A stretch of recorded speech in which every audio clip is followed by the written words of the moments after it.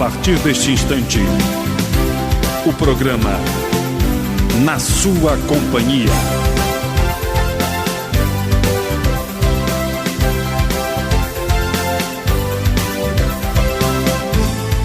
A entrevista, o debate, a prestação de serviços, o compromisso com o ouvinte.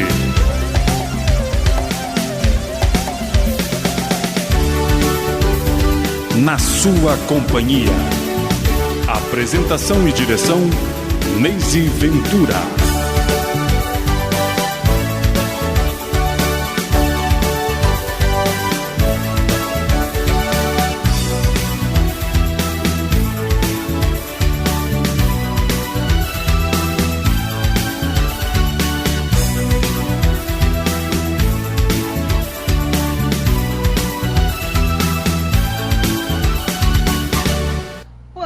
Amigos ouvintes, o programa Na Sua Companhia está começando e que bom que vocês estão aí.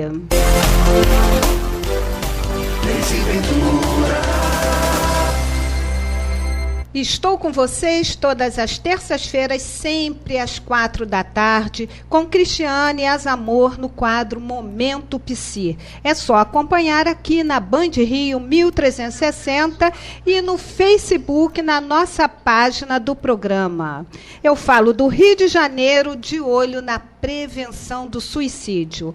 Mas como anda a saúde e a alegria de viver dos brasileiros? Quando falamos de alegria de viver, na verdade, estamos falando de quê? Afinal, é possível olhar para um mundo melhor e mais saudável? Então, atenção, porque estas e outras questões serão discutidas aqui na Sua Companhia.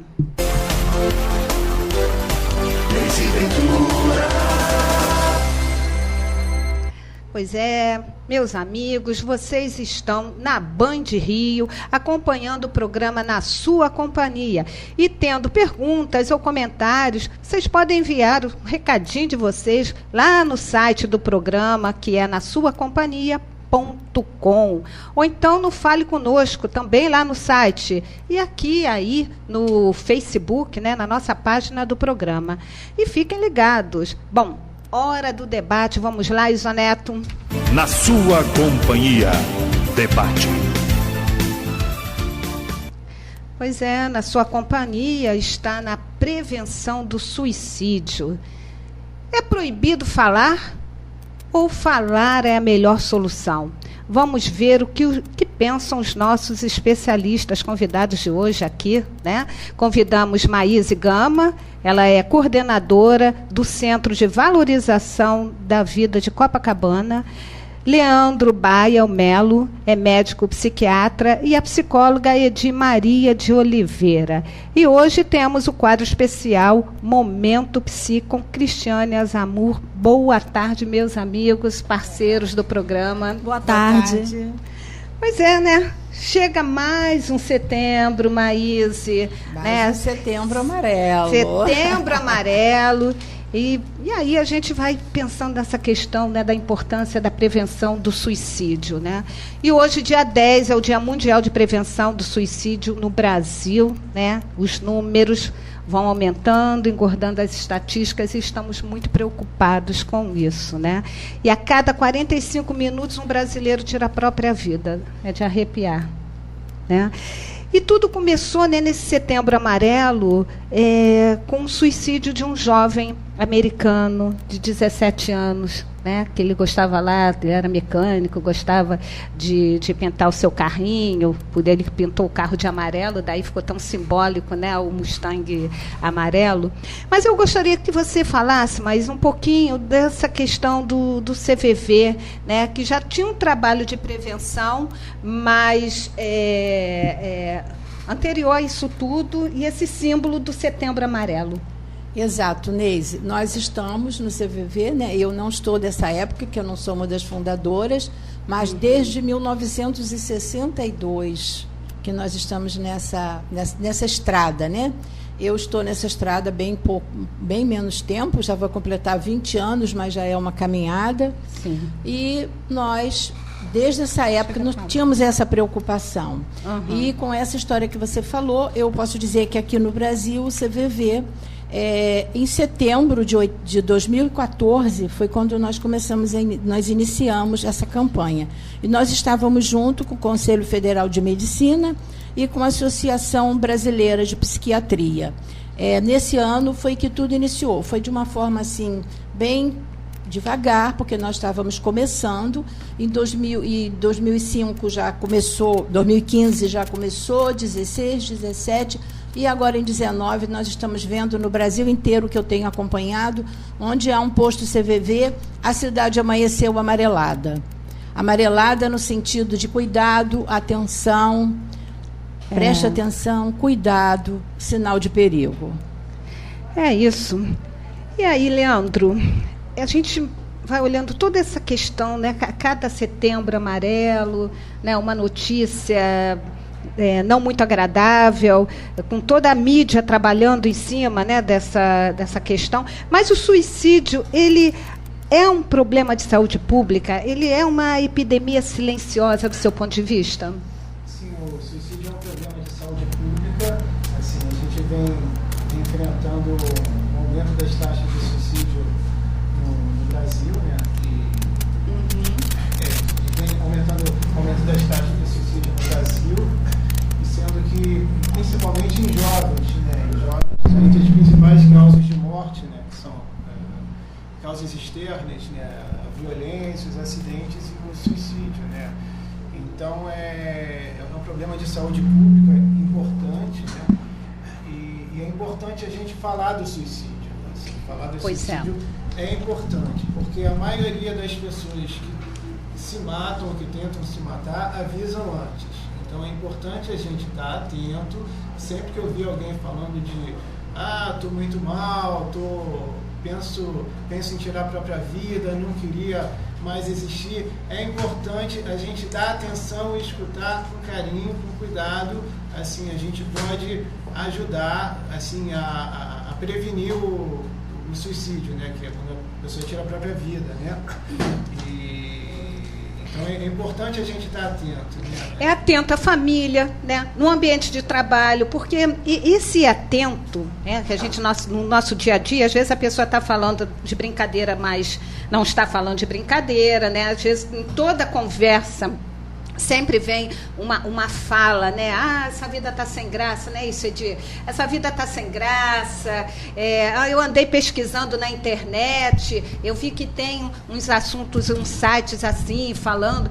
Tem um site, eu não sei nem se está no ar, não tive tempo de pesquisar, mas acho que até foi no ano passado, quando a gente estava falando aqui no programa sobre essa questão da prevenção, né, do suicídio, e tinha um site infantil que parecia uma coisa, acho que até conversei com a Maísa, né? Nós até falamos sobre isso. Falamos, né? sobre isso, eu não sei se ainda está nas Existem redes, grupos, né? Existem grupos.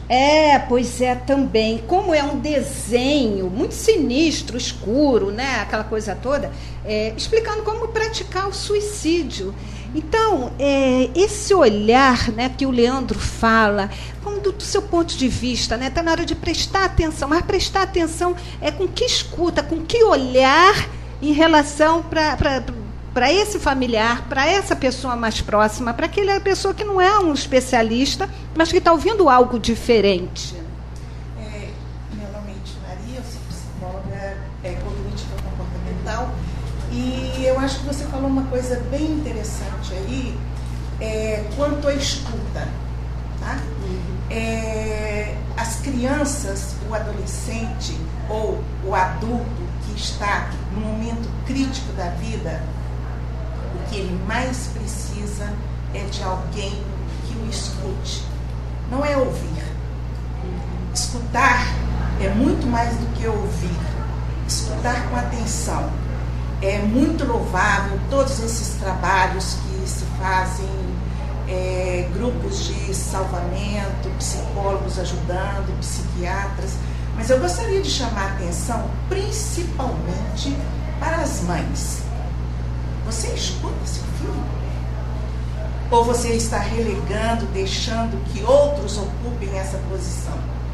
Eu sei que é muito difícil, as mães até reclamam dos psicólogos, dizendo, sempre o psicólogo vai dizer que nós somos as culpadas. Não, não é isso. Mas eu diria que é a causa. Porque o bebê, ele foi gerado no seu útero. Então você tem que ter toda uma preparação. Nós sabemos das dificuldades hoje, né, da maternidade. Como é ser mãe hoje em dia? Foi planejado? Você queria seu bebê? O pai estava presente? Quais eram os problemas familiares que essa mulher enfrentou? Esses problemas são dela de agora ou transferidos da sua mãe, da sua avó, como nós estávamos conversando agora, né? Da família, observar, como disse Victor Hugo, se você quiser formar um cidadão, olhe a avó dele. Não, eu acredito que esse trabalho tem que ser conjunto, porque ele é multifatorial. Ele vai envolver psiquiatria, com medicamentos, em momentos de grandes tensões, a psiquiatria é muito importante, mas nós também temos que fazer um trabalho de psicoterapia, porque nós temos que ajudar a remover a causa. Mas qual é a origem desse problema? É tentar olhar como um todo o profissional, né? Não só o profissional da área de saúde, mas esse ano essa campanha ela está voltada, Maíse, para as crianças, né? E é tão complicado a gente pensar como é que é, por que uma criança, né? Como Edith traz essa coisa importante que é olhar para a ancestralidade, para a história da família, né? Como foi essa família, como foi essa gestação, como foi tudo esse nascimento, entre outras questões. Mas fica tão longe, tão perto, quando a gente pensa, né, numa campanha voltada para as crianças, né, e para os jovens que hoje estão acessando as redes, estão conversando sobre determinados assuntos onde às vezes os pais não acessam, os professores não acessam, e eu vejo isso uma coisa muito maior, que não é só na área médica, mas a gente vê na área educacional também, né, nos pequenos grupos, nas famílias. E aí, Maísa? Realmente, o que você disse, a nossa preocupação maior é porque, principalmente no Brasil, o número tem aumentado. Nós sempre tivemos um número muito maior de idosos. E nós até era uma coisa não tão complicada como agora, que está aumentando, e justamente nessa faixa de 15 a 25 anos é que houve um aumento significativo, e isso foi que acendeu essa luz amarela, para que nós prestássemos atenção para isso. Tudo que você falou sobre o caso das crianças acessarem meios que os pais, às vezes, nem têm condições de acompanhar, porque nós sabemos que uma criança de 10, 11 anos, ela é capaz de mexer num danadinho de um computador, de um celular, muito mais rápido do que nós, idosos. Então, idosos que eu quero dizer, maduros, os pais, os avós, né? Se muito mais idosa, eu vi a bancada pois é, mas eu já pensei na mãe, no pai, na avó, que fica preocupada, porque antigamente a gente olhava os amigos dos nossos filhos, mas nós conhecíamos os amigos dos nossos filhos. E hoje em dia, o amigo do nosso filho está a quilômetros de distância. Ele se apresenta como o Pedrinho, mas de repente ele é o Pedrão, e a gente não sabe quem é esse amigo do nosso filho. Então, isso é uma coisa que desperta uma ansiedade nas famílias. Quando a minha colega que antecedeu falou no ouvir, no escutar, esse ouvir e esse escutar, ele tem que ser mais com o coração do que com o próprio ouvido, porque às vezes, e principalmente os jovens, eles falam, mas eles falam quase que num dialeto. Então a gente às vezes tem que custar entender o que eles estão dizendo. Às vezes o sinistro é que está tudo bem, maravilhoso, e às vezes eles falam tão rápido, se a gente não perceber a respiração, se a gente não perceber que a gente conhece a criança, se a gente observar bem para ela quando ela está falando, o sofrimento está ali, mas a gente não vê. A gente acha que é normal ficar no quarto trancado, porque uns ficam e está normal. Mas será que todos estão? Cada um na sua televisão, cada um no seu celular. e a gente fica nessa situação que a gente está. Então, justamente isso é o ouvir com o coração, que a gente precisa ouvir, aprender a ouvir também com o coração. Isso é importantíssimo, né? As pessoas que estão em isolamento social, elas têm um risco muito maior de suicídio. Então, a coisa, claro que culpabilizar a mãe é uma coisa ruim, né? Assim, imagina, a mãe às vezes tem um filho que já tem as dificuldades. A gente vê que a maioria dos transtornos dos suicídios assim, estão associados a transtornos mentais tratáveis, sim, por via de psicoterapia, por via de medicação psiquiátrica. Então, assim, muitas vezes a mãe tem um filho deprimido e ela ainda se culpabilizar é ruim. Eu acho que é importante a gente olhar a rede de cuidado. Quando chegam pacientes com risco grave de suicídio, quanto maior essa rede de cuidado a gente tem, não só a família, mas a família ampliada para ter uma vigilância, para estar junto com o paciente com um risco grave de um suicídio potencial, assim, é melhor, né? Então, essa coisa do isolamento é muito ruim e a constituição de redes de cuidado é importantíssima.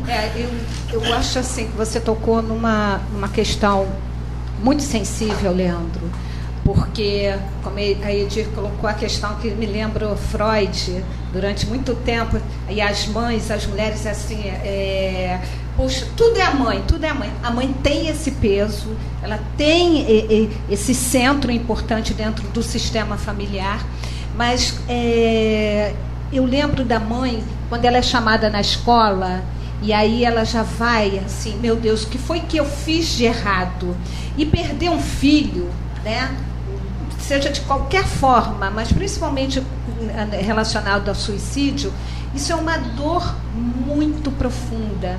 E ter uma pessoa deprimida dentro de casa, uma pessoa que já tem um diagnóstico, é uma dor de todo o sistema familiar. Então, vamos tirar um pouco esse peso, não a responsabilidade, mas esse peso da dor, né? Da culpa, e vamos olhar com mais sensibilidade, com mais amor, né, no sentido dessa rede que o Leandro traz, né, essa rede de ajuda, essa rede de proteção, né? Proteção, né, em todos os aspectos, no condomínio, porque essa campanha, isso tudo que a gente está falando, nós estamos falando de um grande despertar, né, de toda a sociedade, que é aquela pessoa que está ali, que está pensando no elevador, o colega de trabalho, né, quantas pessoas a gente já perdeu, quantos colegas já perdi no ambiente de trabalho por suicídio, né? E a gente fala, nossa, estava aqui com a gente, conversando, trocando ideias, e aí passou o final de semana, chegou o dia seguinte, cadê a pessoa? Eu não sei, vamos ligar, vamos saber, e aí tem uma triste notícia. Eu gostaria de frisar que realmente não cabe culpar as mães, mas eu acho que a mulher precisa ter muita atenção quando ela realmente quer ser mãe. Ela prepara o casamento, prepara o namoro, prepara o casamento, festas, prepara a formatura. Eu acho que ser mãe é uma responsabilidade muito grande, que toda mulher deveria estar. É muito difícil a gente estar preparada para ser mãe, muito difícil. Mas eu acho que ela deveria ter mais cuidado, fazer realmente um trabalho anterior a tudo isso que já está acontecendo. Mas aí o que você está trazendo é aquele casalzinho que ela planejou, casou, namorou, né? Mas a gente está falando hoje uma outra realidade, que é aquela mãe solteira, é aquela mãe que não teve acesso à escolaridade, é aquela que não tem, inclusive, vamos aqui olhar para essa coisa maior, né? Leandro, que trabalha na rede pública também, tem toda uma vivência de como essas mulheres também grávidas são recebidas num posto de saúde, né?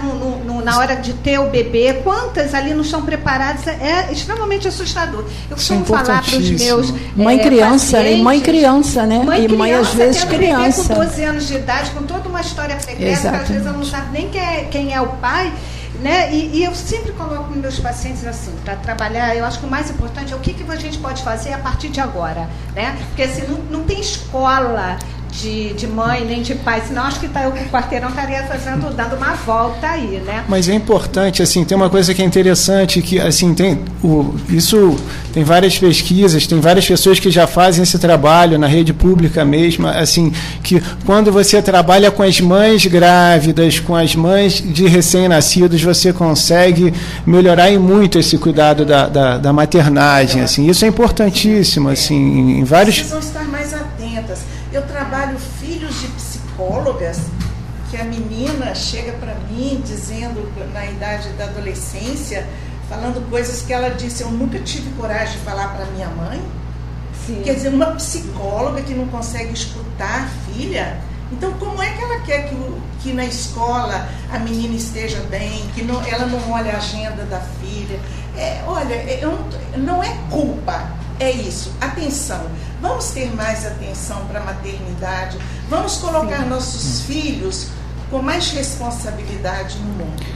Agora, é importante isso também. Além da mãe, assim, é muito comum, depois de um suicídio, as pessoas falam, o que eu não fiz? É um amigo, é um colega de trabalho, é a professora da escola. Então, acho que é importante isso. A gente está falando... Eu vejo assim, tudo isso a gente vai reunir aqui, né, como dados importantes para esse alerta, para esse olhar de boa percepção, né, porque a gente está falando da questão da atenção, e ver o que a gente pode fazer a partir de agora. Mas ter essa rede de proteção que a Maíse fala, né, onde isso tudo deve ser discutido não só a cada ano, no mês de setembro, né, mas a gente discutir nas nós escolas, estamos aqui, às vezes, até falamos sobre isso mesmo sem ser em setembro, né? Exatamente, mas aqui a nossa parceira do programa está sempre aqui. Ela está sempre de portas abertas para nos receber, tem que agradecer a ajuda que você dá ao CVV, sempre nos dando a palavra, a voz amiga, né? Pois é, porque eu vejo que isso é um compromisso nosso, né, da sociedade, a gente tem tanta coisa para falar num programa como esse, que eu acho que precisaríamos ficar pelo menos 5 horas, então a gente tem que falar bem rápido. É verdade. Nós estamos falando dessa porção de coisas que a gente está falando aqui, e a gente fica imaginando que quando um filho está com febre, 39, a gente fica desesperado e leva logo o filho para o médico, né? Mas, às vezes, o filho, a gente confunde tristeza com depressão. Sim. E a gente, às vezes, não liga esse sinal de alerta. Porque os próprios pais, às vezes, o doutor aqui sabe disso, né, e vocês também devem saber, que os próprios pais costumam admitir que os filhos estão precisando de socorro. Porque, às vezes, o próprio pai, como nós estávamos também falando, ele não tem como ajudar. Mas nós temos os profissionais da área de saúde. Sim. Então, percebeu que está qualquer coisa estranha no comportamento do seu filho, não custa consultar um especialista da área de saúde, porque quando a gente está com febre, se o filho está muito gordo, a gente se preocupa de levar para um nutricionista, para um endocrinologista. Por que a gente tem esse preconceito com o pessoal que trata da coisa mais importante que a gente tem dentro da gente, que eu acho que não é o nosso corpo, é o nosso bem-estar. O nosso filho está ali, um dia chorando, um dia brigando, fazendo malcriação, mas no outro vibrando, porque vai para o Maracanã, porque vai torcer para o seu time, porque vai ver a banda que ele gosta. Então, isso é viver com os problemas, mas também com os momentos alegres. Eu vou deixar essa questão toda, porque a gente vai entrar aqui agora no momento psi, né? Eita! E a Cristiane Azamor, ela vai arrumar isso tudo que a gente acabou de conversar, né? Que é da psicofobia, a dificuldade que as pessoas têm, né, de falar que está tendo um acompanhamento médico da área de saúde mental, né, de um psicoterapeuta. Como é que é isso tudo? Como é que você está ouvindo isso tudo, Cris? Boa tarde, Neise, boa tarde, ouvintes, boa tarde, colegas de debate. É interessante que a gente prepara, né, toda uma fala e, de repente, ali, essa fala é tudo. Não, muito pelo contrário. O debate vai nessa direção, né? Impressionante isso. O debate aqui no programa, ele também tem vida própria. Tem vida própria. A pauta. E aí, como nós estamos falando aqui, estamos interagindo, é outra energia, rola uma outra conversação, isso é muito interessante. Mas e assim, é muito importante. Primeiro, eu quero ressaltar a importância de nós estarmos falando sobre suicídio no Dia Internacional de Combate ao Suicídio, né? Que é o dia 10 de setembro. Então, são essas coincidências, né? Entre aspas, enfim, que a gente vai vendo que o nosso trabalho ali está sendo reforçado, que a gente deve seguir esse caminho, né? E principalmente porque a literatura ela traz esse mito da mídia falar do suicídio, não é, como se isso fosse aumentar a incidência de suicídio. Isso acaba sendo um obstáculo, não é, para a própria prevenção. Então, realmente é muito importante nós estarmos aqui hoje, no dia de hoje, falando sobre isso. Porque se a gente conversa sobre isso, a gente gera informação, a gente gera conhecimento e a gente consegue cada vez mais captar esses indícios, não é? De uma possível ideação suicida, né? Bom, quando a gente fala de suicídio, é importante a gente falar dessa relação entre as nossas emoções e os nossos comportamentos, porque o ato suicida é um comportamento, não é? A cartilha oficial, né, do Setembro Amarelo, ela traz uma definição de suicídio como um ato, não é? Em que o sujeito vai buscar, a intenção dele é buscar a morte, né? Então ele é um ato, é um comportamento. E se a gente está falando de um comportamento, de uma possível saída, né? Saída de quê? Né? De um sofrimento prolongado, né? O ato suicida ele não vem do nada de um dia para o outro, ele é uma consequência de um sofrimento prolongado, né? Durante o qual o sujeito vai vivenciar emoções. Então, falar dessa relação de emoção e comportamento é importantíssimo, porque durante esse tempo desse sofrimento, o sujeito vivencia emoções, vivencia sentimentos que levam ele a esse sofrimento. Emoções, né, é o que a gente sente e que está mais relacionado a um desenvolvimento filogenético, né? Então, medo, raiva, ódio, tristeza, alegria, e os sentimentos que estão relacionados mais à questão cultural, felicidade, infelicidade, esperança, não é? E se a gente está falando de emoção, não é, numa perspectiva da psicologia cognitivista, a gente está falando também de uma emoção que é consequência não só das vivências, mas do que a gente pensa, não é? Da forma como a gente seleciona os estímulos do meio, interpreta a vida, interpreta o nosso estar na vida, a relação nossa com o outro, a relação do outro com a gente. Então, muitas vezes, o que eu penso, não é? É essa relação direta do que eu penso em relação ao que eu sinto e como eu me comporto. Então, a gente vê um comportamento, não é? De um ato, não é? Do sujeito produzido por um mix de emoções numa intensidade muito grande que gera sofrimento, não é? E que são consequências, muitas vezes, da forma como o sujeito está interpretando as coisas. Então, é muito importante, né, a gente perceber esses indícios no sujeito, principalmente pela fala dele. Muitas vezes, ele não consegue falar das emoções. Mas ele fala, por exemplo, né, ele apresenta por meio do pensamento e do discurso dele crenças que ele traz sobre ele. Nada São comigo as dá certo. Limitantes, exatamente, né? Nada comigo dá certo. Eu estou sempre sozinho. A vida é ruim. Não é? Tudo que eu faço dá errado. Isso acontece comigo. Isso acontece comigo. Então, são essas crenças que vêm, né, no pensamento do sujeito, que ele verbaliza. Muitas vezes a gente não dá bola, né? Acha que é pessimista, tem uma visão negativa da vida, mas essas crenças, elas geram emoções.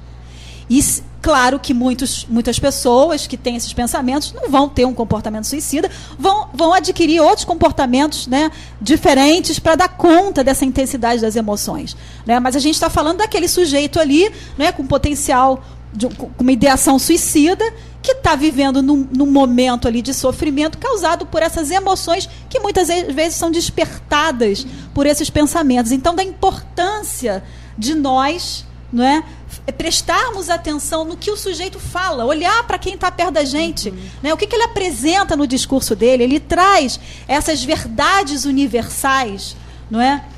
Muitas vezes o suicídio ele está relacionado com um comportamento, com uma sensação ambivalente, né, de querer viver e querer morrer. Nem sempre o sujeito ele vai se comportar diretamente tendo aquele ato suicida. Muitas vezes o comportamento dele expressa essa ambivalência. Então, por exemplo, ele se coloca em situações de risco. Ele pega o carro e dirige em alta velocidade, porque ele está nessa situação de ambivalência. Não é? Do querer viver e do querer morrer. Exatamente, automutilação, que pode não estar associado a um desejo de morrer, mas ela é um comportamento que é acionado para aliviar a dor que vem das emoções. Não é? Então, assim, a importância da gente observar o comportamento do sujeito, a importância da gente observar o que vem no discurso do sujeito. Não é? E aí, a Maíse falou uma coisa interessante. Uma coisa que você está falando, o diagnóstico para a gente detectar o potencial suicida é bem difícil. Por quê? Porque a gente, no DMS-5, que é o Manual de Diagnóstico e Estatístico da Associação de Psiquiatria Americana, ela vai dizer o seguinte: transtorno depressivo, ele é grave e persistente, tem que durar mais de 2 semanas, com pensamentos de desamparo, de tristeza profunda, inclusive com alguns transtorno de sono, apetite sexual e pensamentos de grande intensidade. Só que o transtorno, esse é o transtorno depressivo maior, considerado maior. Só que a desmoralização, que é exatamente a falta de moral, de ânimo e deslocamento, ele não é tentativa de suicídio. Não, quer dizer, ele é focal. A pessoa passou por determinado problema, estupro, crise financeira, problemas, da mais variados tipos de problemas, e isso aí nem sempre leva ao suicídio. Então, se para nós, que somos psicólogos, já é difícil detectar se o paciente está apresentando realmente um comportamento de suicida ou se é só de desmoronamento, de afeto. Na verdade, nós estamos falando aqui... nós estamos falando aqui, não é só... Porque isso é tão importante. Nós não estamos falando só de um paciente, que parece que a gente está direcionando a uma população só. Não, eu entendi a sua fala. Mas, gente, é muito maior. Eu estava aqui ouvindo a Cris falando, e eu lembro, toda vez que eu vou montar a pauta, eu sempre faço uma revisão daquilo que já foi conversado aqui no programa. E o programa, ele é um jovem, ele é um adolescente. O programa Na Sua Companhia, esse ano, fez 17 anos, em junho, dia 1º de junho. Foi a primeira vez, foi a data que ele entrou aqui no ar. E eu lá olhando, eu tinha assim...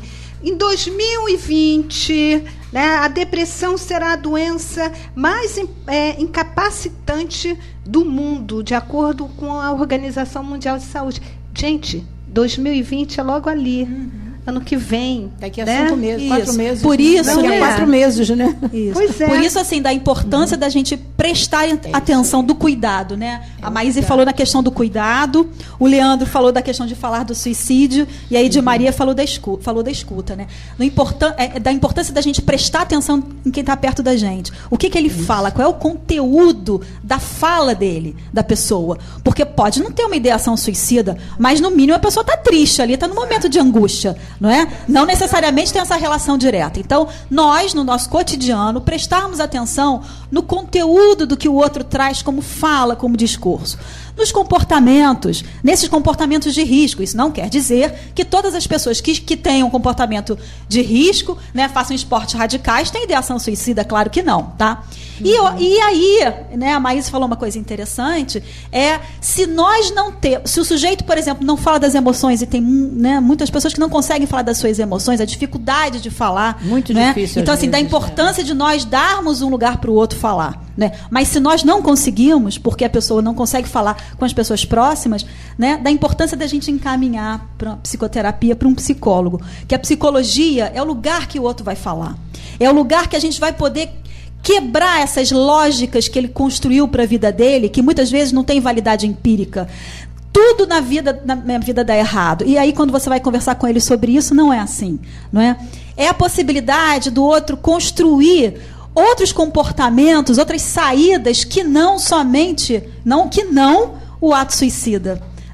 E importantíssimo, gente, eu acho que isso aqui, que eu vou fazer esse meu fechamento com esse termo, que é o laço social. Esse termo foi discutido por Durkheim, né, no livro dele sobre suicídio, e ele traz uma questão importante, né? O suicídio é ruptura do laço social ou tentativa final desesperada de consegui-lo? Né? Ou seja, nós estamos num momento, como nós já falamos aqui, de uma individualização do sujeito olhando para si, de competição. Não é? Todos nós devemos reforçar os laços sociais, não é? Essa luta conjunta por um ideal. Não é? Então, o trabalho estabelecendo os laços sociais, fortalecendo os laços sociais, é um trabalho preventivo. Né? Então, passo Leandro, a bola aí para você, Neise. Obrigada, Cris. Seu momento psi foi profundo, foi bacana. E aí eu fiquei pensando assim, né, nisso tudo, dos caminhos, né? Porque aqui a gente discute a informação, mas a orientação também. Onde nós vamos buscar essa orientação? E aí eu lembrei, veio aquela frase assim: a morte pode esperar, né, Leandro? Orientando, fazendo acolhimento. Isso é importantíssimo, porque é difícil lidar, né? Assim, às vezes você percebe que alguém não está legal, fala de se matar, você não sabe o que fazer. Busque ajuda, né? A gente tem no nosso sistema de saúde, desde das equipes de saúde da família, agente comunitário de saúde, o enfermeiro, o médico de família, até as equipes de ambulatório de apoio matricial, psiquiatra, assistente social, psicólogo. A gente tem os CAPs com a porta de entrada aberta, né? A gente tem as emergências dos hospitais clínicos, a gente tem as emergências dos hospitais psiquiátricos.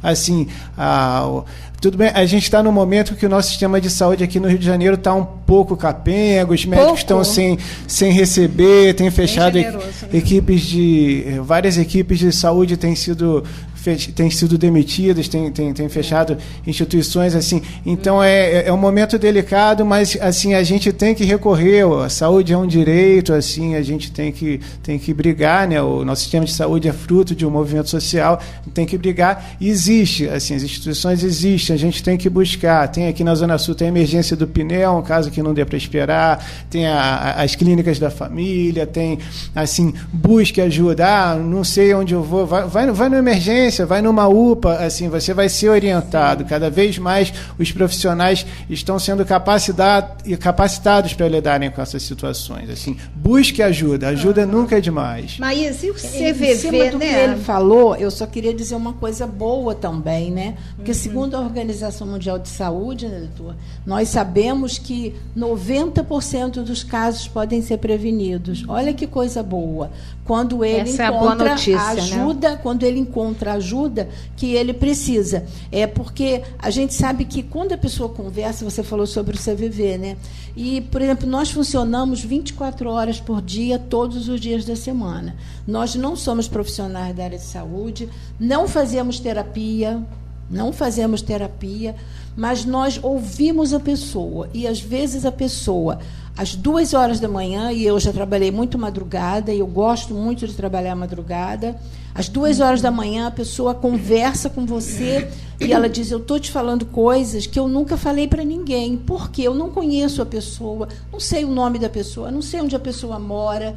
Então, a pessoa conversa comigo. Eu não faço terapia, mas eu me coloco com o meu coração aberto para ouvir aquela pessoa. E quando ela consegue falar de tudo aquilo que está dentro dela, machucando, doendo há tanto tempo, que ela não tem coragem de dizer para ninguém, porque ela acha que ela é a pior das criaturas.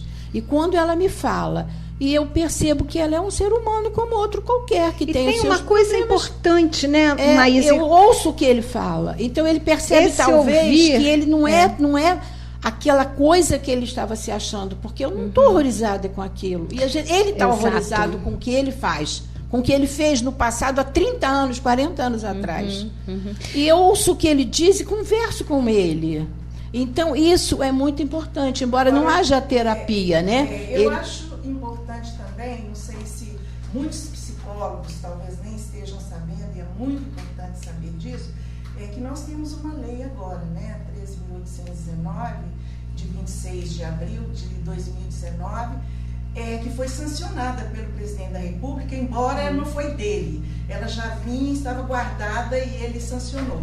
E que obriga muito mais do que boa vontade, né? Obriga todas as pessoas, né, as instituições públicas e privadas que suspeitarem de que tem um aluno, né, com problema que pode se suicidar, ou pelo menos exatamente alguma coisa que ele está demonstrando, ele é obrigado a procurar as instituições sanitárias e os órgãos competentes. Isso é muito importante, porque para você não se responsabilizar. Como psicólogo, né, eu tenho obrigação de comunicar. E eu, no meu caso, por exemplo, a primeira coisa que eu comunico é a mãe, para que a mãe leve a um psiquiatra, para que o psiquiatra também comunique aos órgãos competentes, porque é uma responsabilidade muito grande do psicólogo. Isso tem que ter um cuidado muito grande.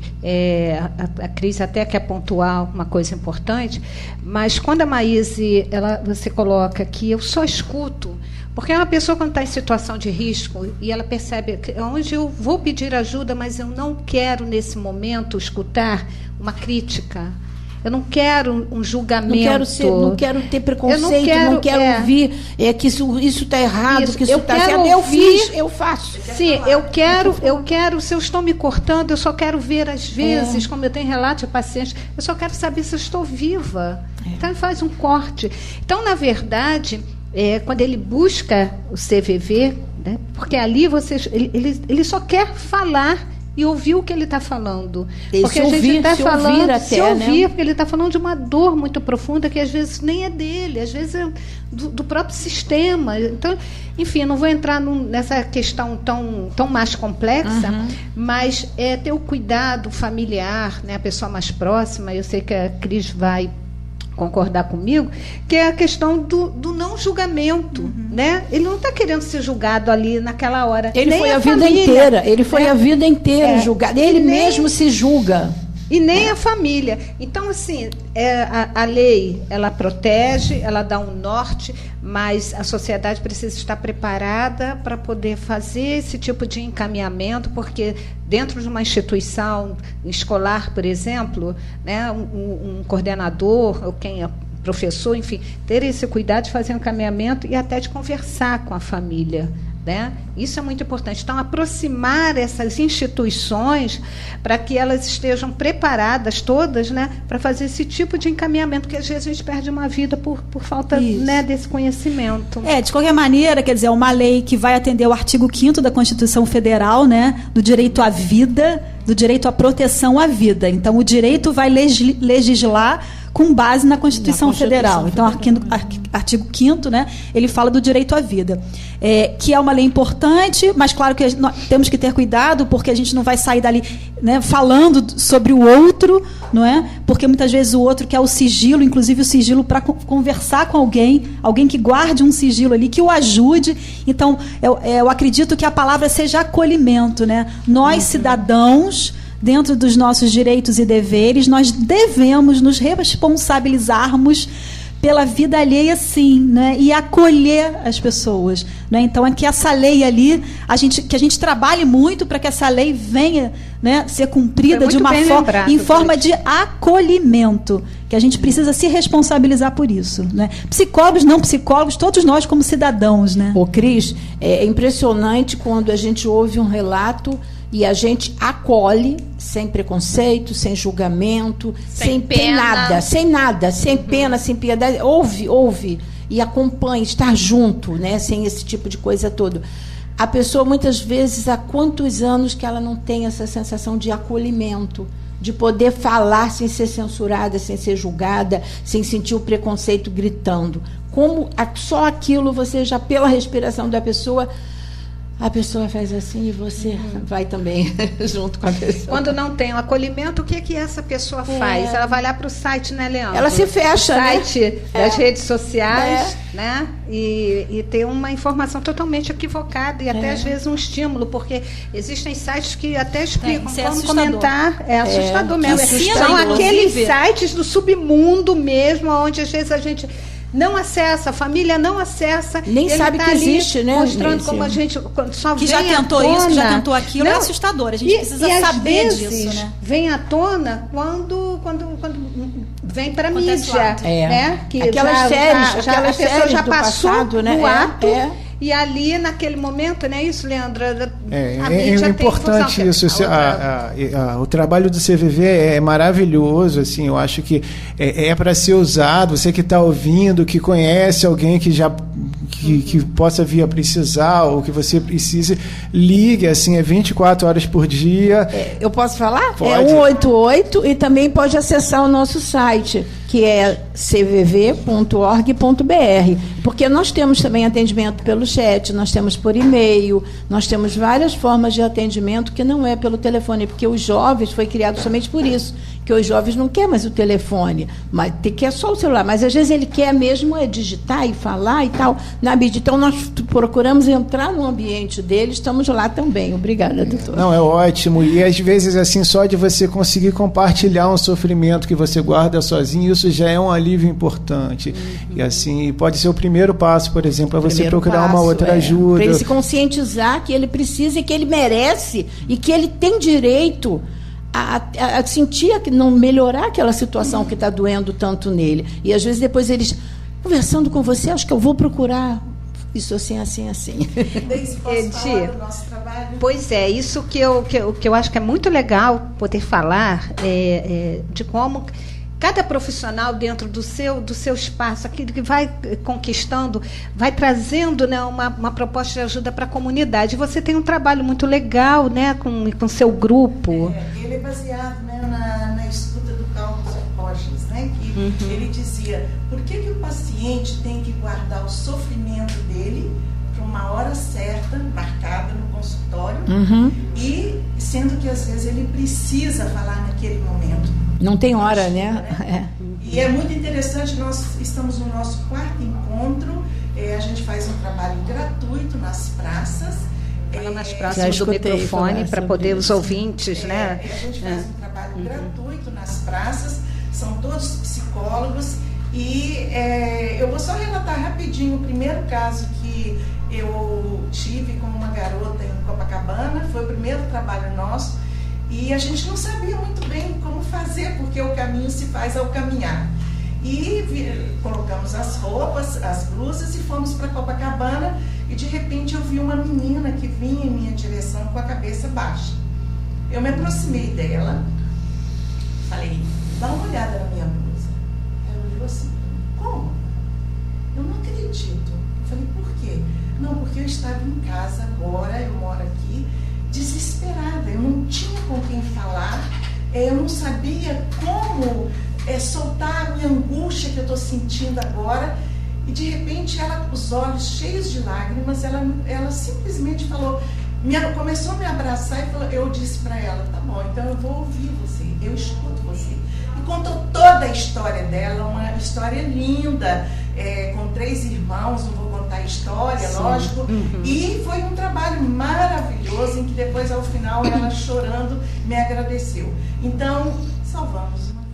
Sim. Agora, como é esse trabalho, Edir?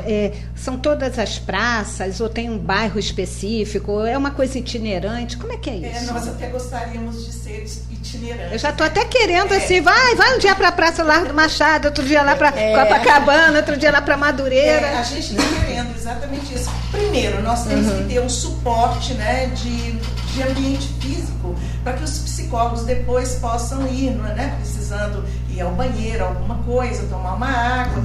Mas a gente, inclusive, está solicitando à prefeitura, nós já temos um contato, que eles fazem um trabalho na Praça Lido para a gente fazer esse trabalho juntos.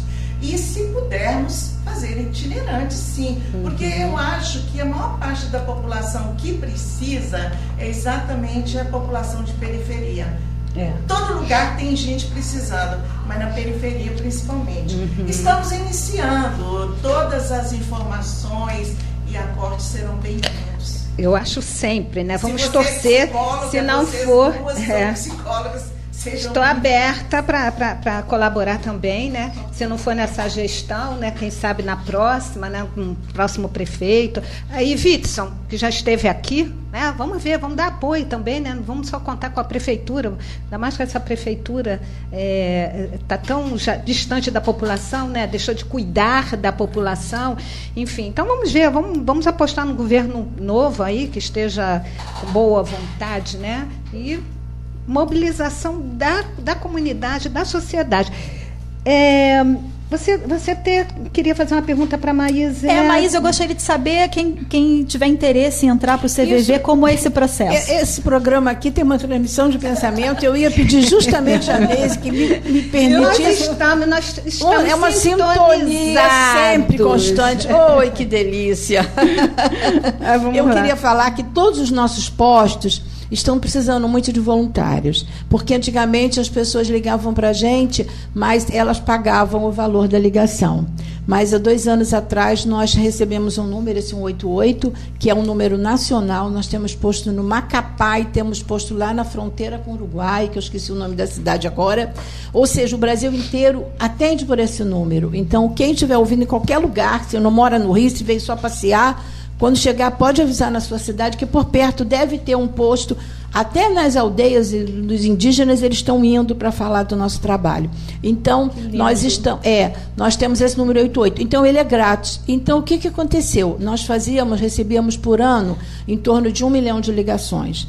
Esse último ano, nós recebemos quase 3 milhões.